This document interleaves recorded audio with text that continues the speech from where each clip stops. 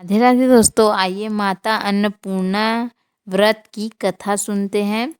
तो माँ अन्नपूर्णा माता के महाव्रत की कथा इस प्रकार है। एक समय की बात है, काशी निवासी धनंजय की पत्नी का नाम सुलक्षणा था। उसे अन्य सब सुख प्राप्त थे, केवल निर्धनता ही उसके दुख का एकमात्र कारण थी। यह दुख उसे हर समय सताता रहता था। एक दिन सुलक्षणा पति से बोली, स्वामी आप कुछ उद्यम करो तो काम चले, इस प्रकार कब तक काम चलेगा। सुलक्षणा की बात धनंजय के मन में बैठ गई और वह उसी दिन विश्वनाथ शंकर जी को प्रसन्न करने के लिए बैठ गया और कहने लगा, हे देवादिदेव विश्वेश्वर, मुझे पूजा पाठ कुछ नहीं आता है, केवल आपके भरोसे बैठा हूँ। इतनी विनती करके वह 2-3 दिन भूखा प्यासा बैठा रहा। यह देखकर भगवान शंकर ने उसके कान में अन्नपूर्णा अन्नपूर्णा अन्नपूर्णा 3 बार कहा।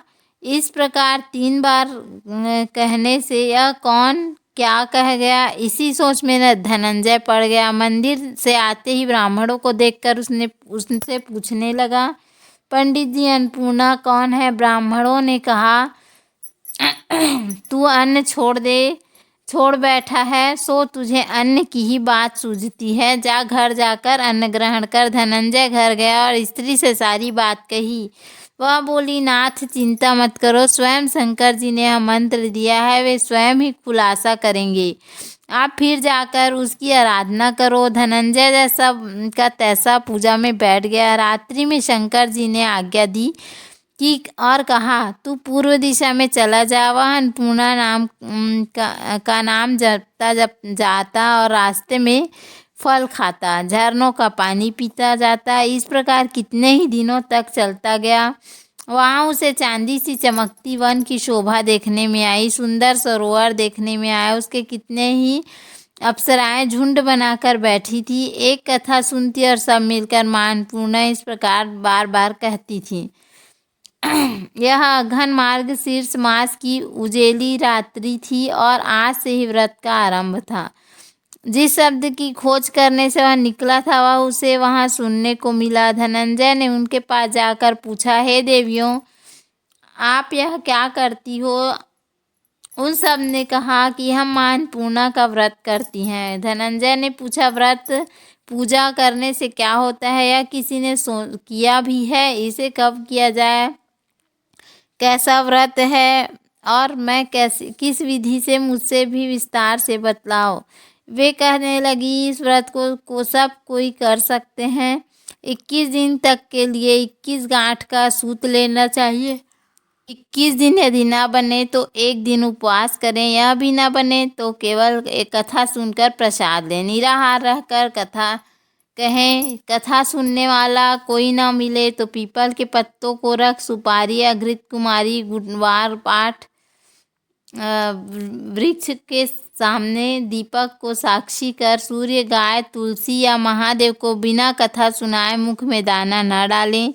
यदि भूल से कुछ पड़ जाए तो 1 दिवस फिर उपवास करें। व्रत के दिन क्रोध न करें और झूठ ना बोलें। धनंजय बोला, इस व्रत के करने से क्या होगा। वे कहने लगी, इसके करने से अंधों को नेत्र मिले, लूलों को हाथ मिले, निर्धन के घर धन आए, बांझ को संतान मिले, मूर्ख को विद्या आए, और जो जिस कामना से व्रत करे माँ उसकी इच्छा पूरी करती हैं। वह कहने लगी, बहनों, मेरे पास भी धन नहीं है, विद्या नहीं है, कुछ भी तो नहीं है, मैं तो दुखिया ब्राह्मण हूँ, मुझे इस व्रत का सूत दोगी। हाँ भाई, तेरा कल्याण हो, हम तुम्हें अवश्य देंगी, ले इस व्रत का मंगल सूत ले। धनंजय ने व्रत किया। व्रत पूरा हुआ तभी सरोवर में से 21 खंड की स्वर्ण सीढ़ी हीरा मोती जड़ी प्रकट हुई।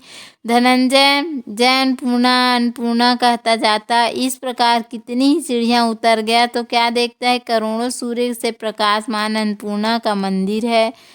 उसके सामने सुवर्ण सिंहासन पर माता अन्नपूर्णा विराजमान है। सामने भिक्षा हेतु शंकर भगवान खड़े हैं। देवांगनाएं चंबर झुलाती हैं, कितनी ही हथियार बांधे पहरा देती हैं।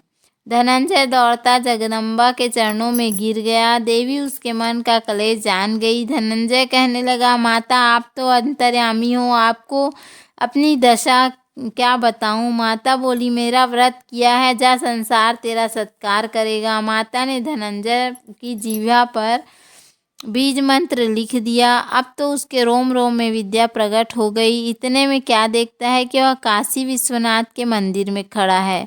माँ का वरदान लेकर धनंजय घर आया। सुलक्षणा से सब बात कही। माता जी की कृपा से उनके घर में संपत्ति उमड़ने लगी। छोटा सा घर बहुत बड़ा गिना जाने लगा। जैसे ही शहद के छत्ते में से मक्खियाँ जमा होती हैं, उसी प्रकार अनेक सगे संबंधी आकर उनकी बड़ाई करने लगे। कहने लगे, इतना धन और इतना बड़ा घर, सुंदर संतान नहीं तो कई कमाई का कौन भोग करेगा। सुलक्षणा से संतान नहीं है, इसलिए तुम दूसरा विवाह करो। अनिच्छा होते हुए भी धनंजय को दूसरा विवाह करना पड़ा और सती सुलक्षणा को सौत कर दुख उठाना पड़ा। इस प्रकार दिन बीतते गए। फिर अघन मास आया। नए बंधन से बंधे पति से सुलक्षणा ने कहलाया कि हम व्रत के प्रभाव से सुखी हुए हैं, इस कारण यह व्रत छोड़ना नहीं चाहिए। यह माता जी का प्रताप है जो हमें इतने संपन्न और सुखी हैं। सुलक्षणा की बात सुन धनंजय उसके यहाँ आया और व्रत में बैठ गया। नई बहू को इस व्रत की खबर नहीं थी। वह धनंजय के आने की राह देख रही थी। दिन बीतते गए और व्रत पूर्ण होने में 3 दिवस बाकी थे कि नई बहू को खबर पड़ी कि उसके मन में ईर्ष्या की ज्वाला दहकने लगी। सुलक्षणा के घर आ पहुंची और उसने वह भगदड़ मचा दी। वह धनंजय को अपने साथ ले गई। नए घर में धनंजय को थोड़ी देर के लिए निद्रा ने आ दबाया। इसी समय बहू ने उसका व्रत का सूत तोड़कर आग में फेंक दिया। अब तो माता जी का कोप जाग गया। घर में अकस्मात आग लग गई। सब कुछ जलकर खाक हो गया। सुलक्षणा जान गई कि पति को फिर अपने घर ले आई। नई बहू रूठ कर पिता के घर जा बैठी। पति को परमेश्वर मानने वाली सुलक्षणा बोली, नाथ घबराना नहीं, माता जी की कृपा अलौकिक है। पुत्र कुपुत्र हो जा सकता है पर माता कुमाता नहीं होती।